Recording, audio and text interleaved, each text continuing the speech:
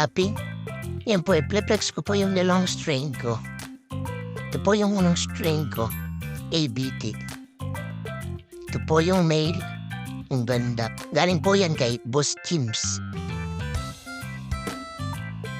Ito po yung kabomba na aquatic plants. At yan po yung female. Parang madumi yung water. Kasi nilagyan ko ng water lily. Pero tinanggal ko na kasi parang nakakadumi ng tubig.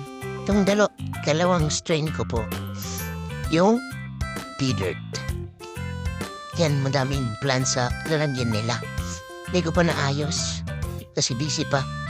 Abangan nyo sa susunod na video. Gagawa ako ng vlog na paano mag-set up ng mga aquatic plants sa tub.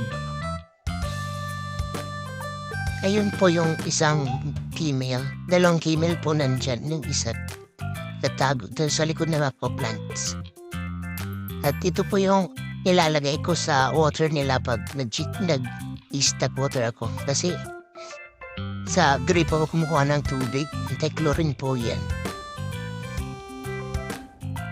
At ito po, yung methylene blue. Inalagay ko pag nagkakasakit yung mga gapi ko. Nakatanggal yan ng sakit. At ito po yung mga stock water ko. Type dish bago magamit yan, linalagyan ko muna ng anti-chlorine. Yan lang po. Thank you for watching.